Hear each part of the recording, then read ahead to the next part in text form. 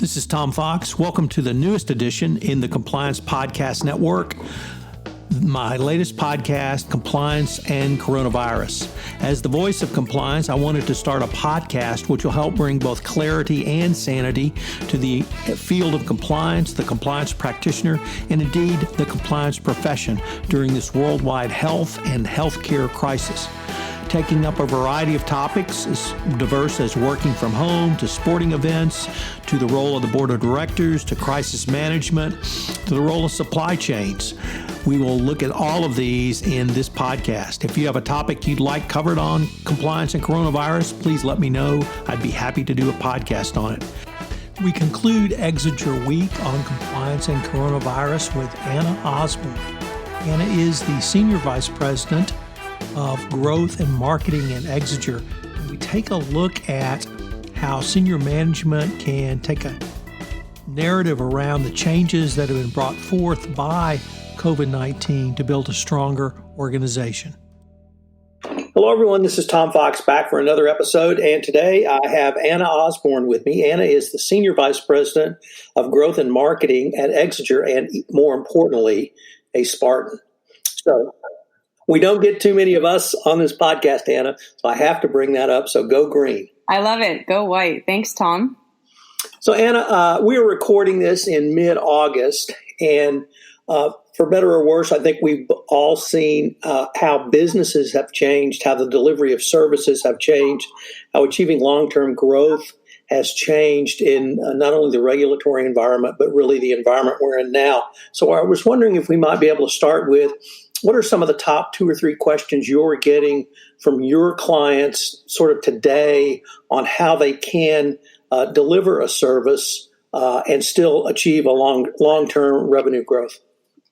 Yeah, thanks for that. And you know, it's interesting because while we are, in August, and what I think this all hit in a most meaningful way in the United States around March, there's a tremendous amount of uncertainty in front of us. And so while some of our clients have experienced really meaningful impact in the way of budget cuts, furloughs, FTE reductions to their compliance functions, others are kind of trying to hedge, if you know what I mean. So what does the future hold? How can I best prepare?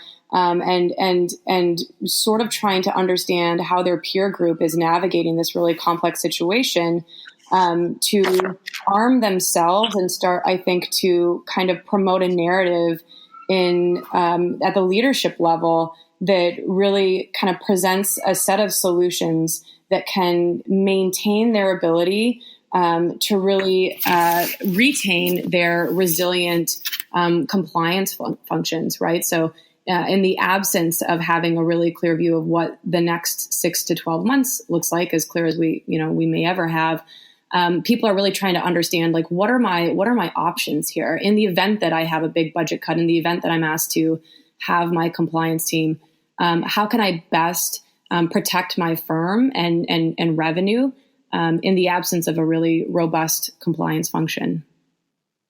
And I'd like to pick up on something you said, which I've not heard in this podcast series, and it was, I hope I wrote this down right, create a narrative. You have a marketing professional background, so obviously creating narratives is something that you do. But why do you believe it's so important for senior leadership in a corporation to create a narrative?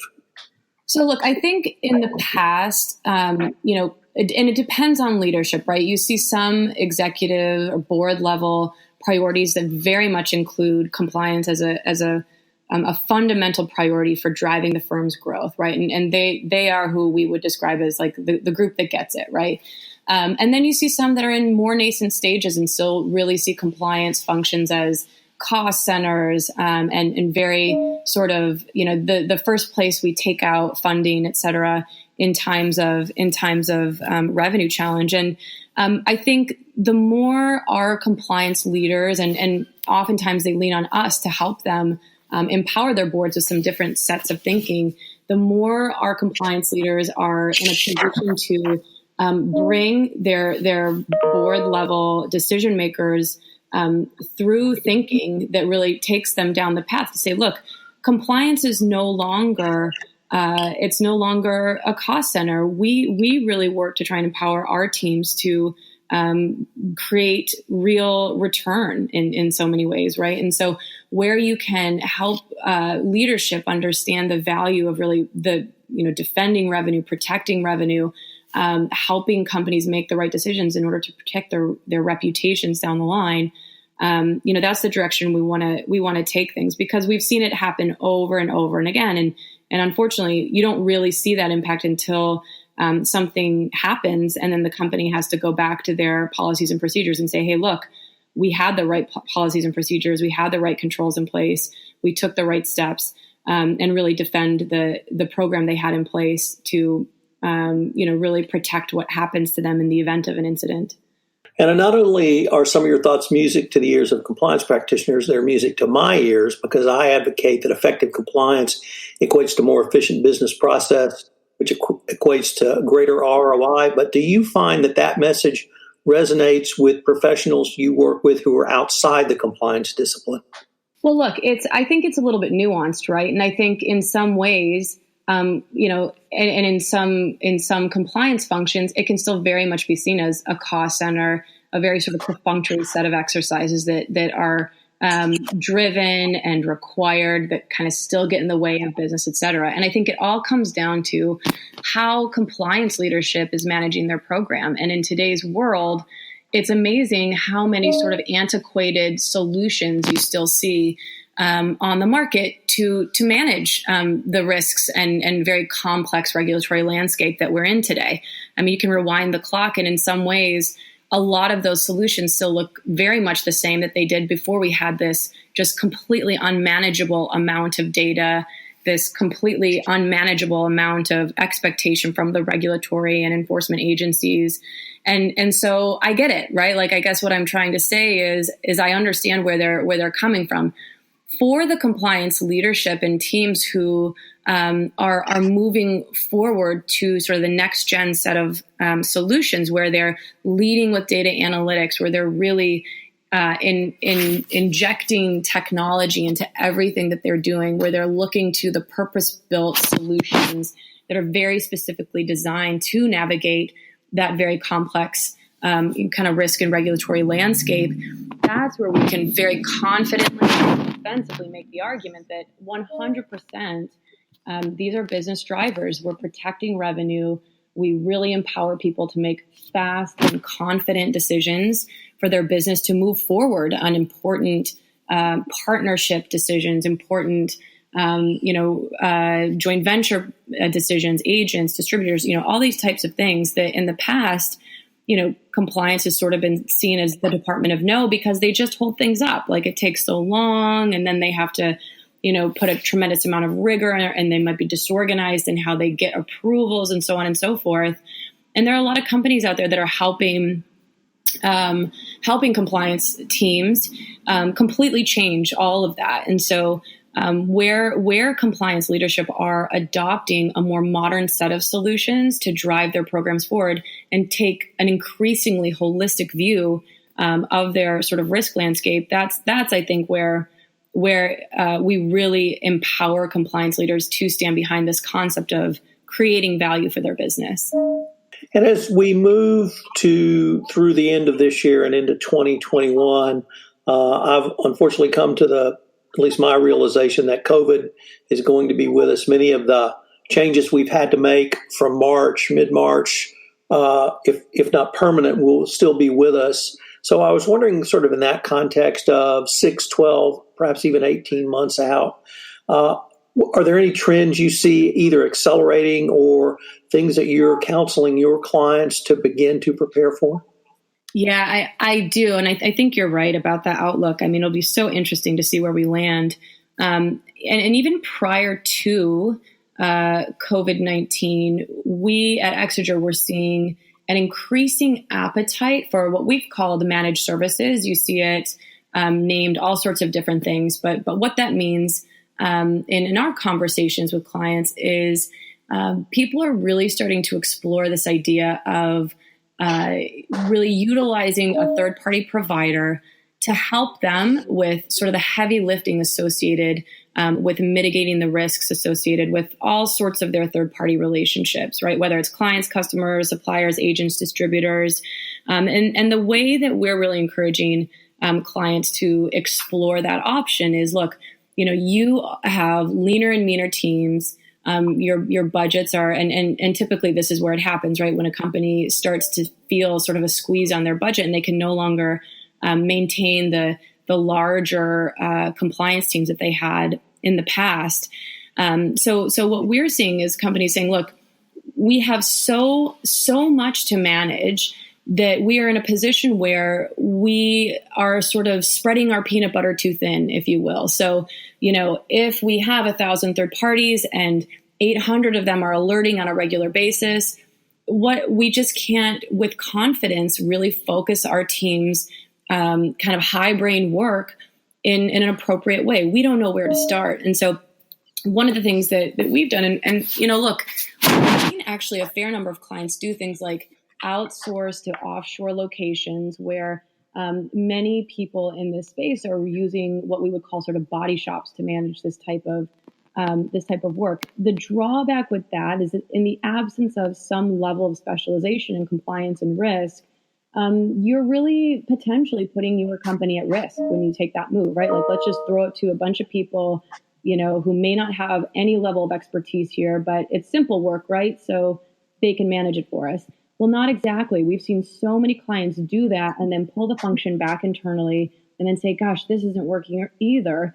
And so looking to companies who have a group or a core group of more junior analysts that specifically focus on just this type of work, who can really make proper decisions, escalate the meaningful risk that leadership and compliance teams should be focused on prioritizing as they consider how to evaluate risk. So they're not focused nearly as much as in identifying the risk.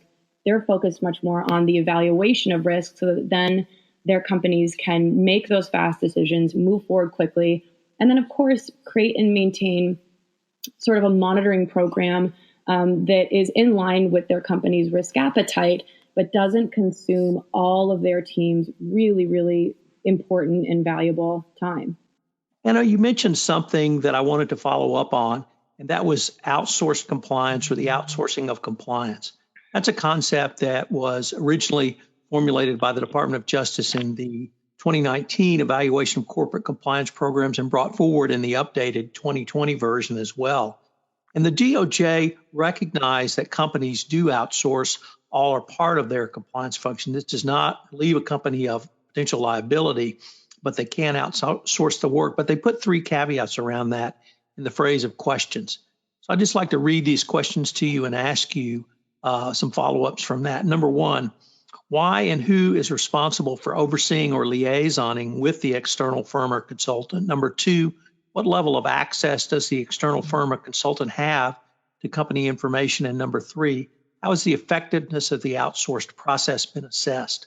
So I'd like to ask you, how do companies, or how do you counsel perhaps companies to answer these questions? And do you feel they are appropriate questions to ask?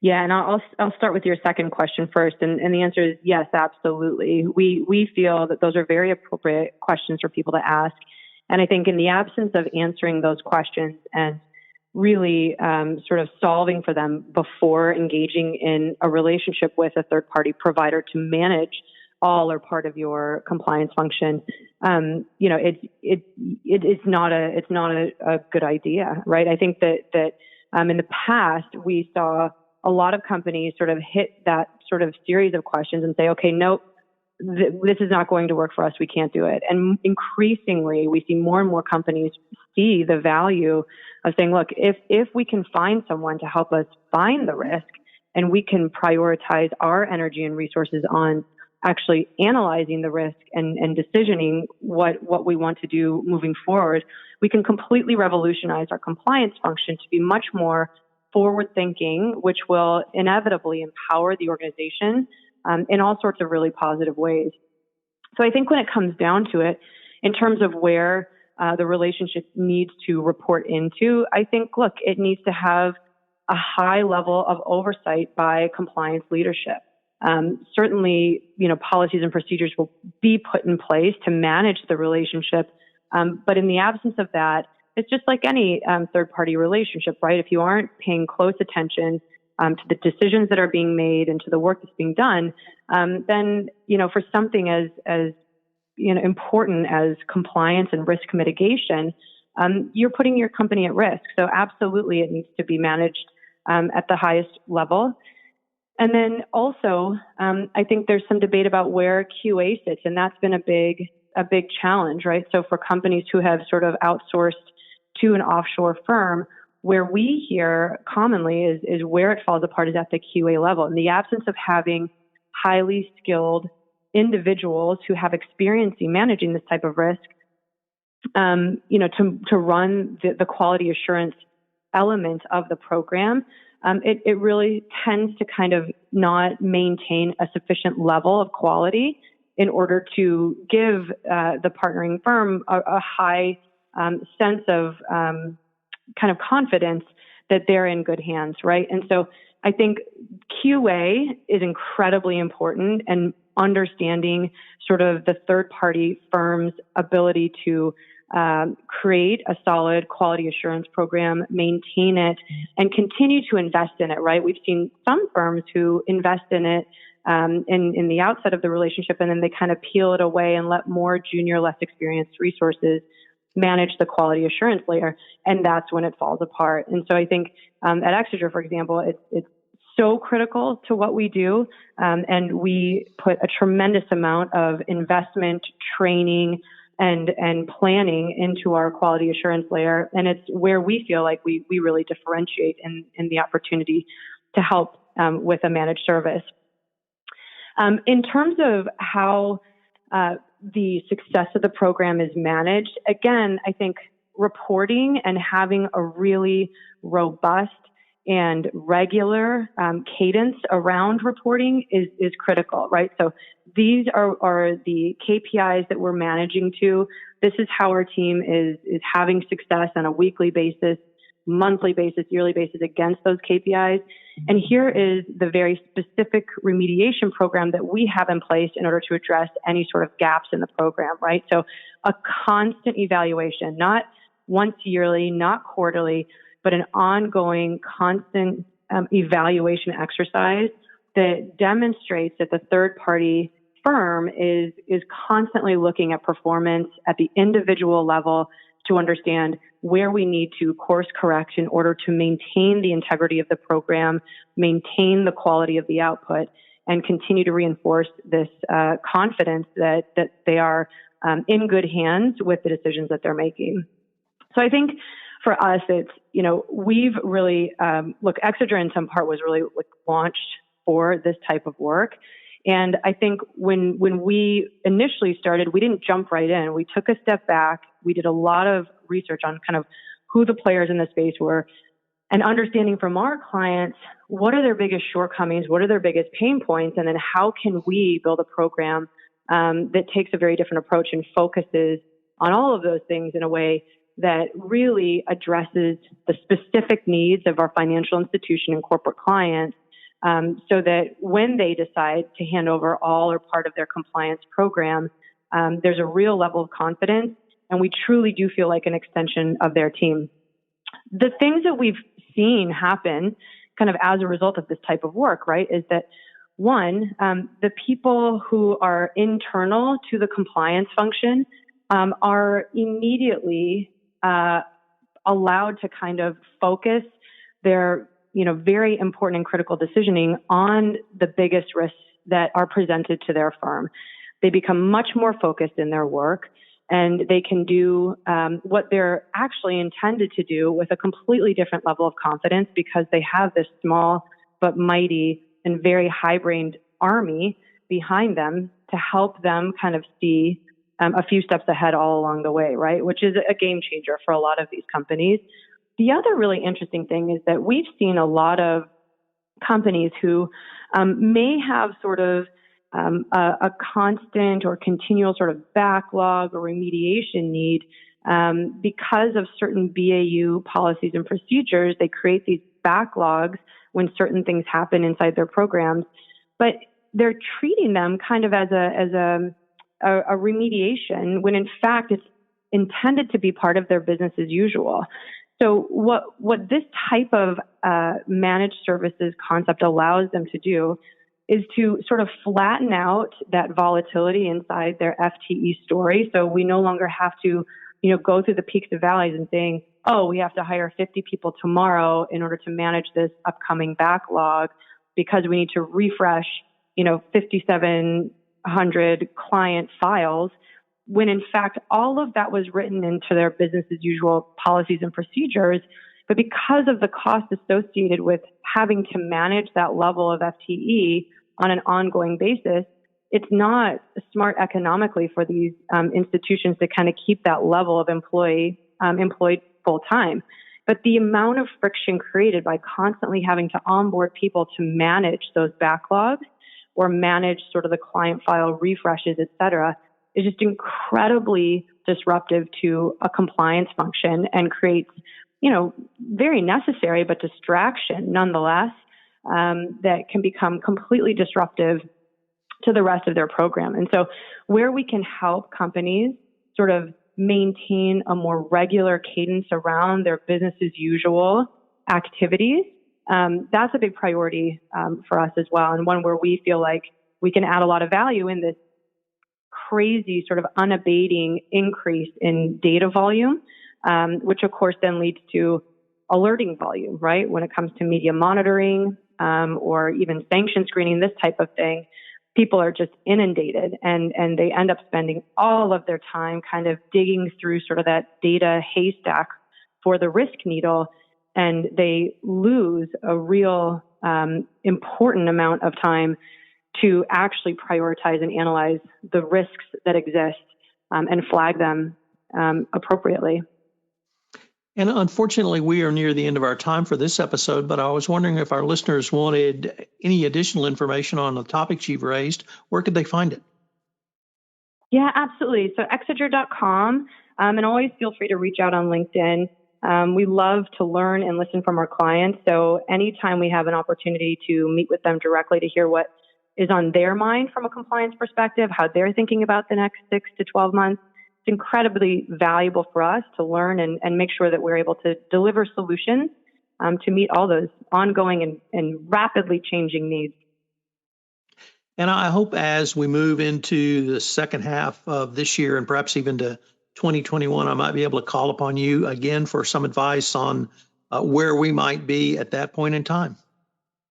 Of course, absolutely, Tom, and thanks so much for this opportunity. Hello, everyone. This is Tom Fox again. I'd like to thank you for listening to this episode of Compliance and Coronavirus. This is the only B2B podcast which brings clear and sane information for both the compliance professional and a business executive. If I could ask you to do one thing, if you could tell one person about this podcast, I'm trying to get the word out about this most unique podcast in the Compliance Podcast Network. So if you could tell one person about it, send them a copy, send them a link, do something to help me publicize this podcast, I would greatly appreciate it. Compliance and Coronavirus is a production of the Compliance Podcast Network, and it appears Tuesday, Wednesday, and Thursday of each week. Thanks again for listening, and I hope you'll join me again for another episode.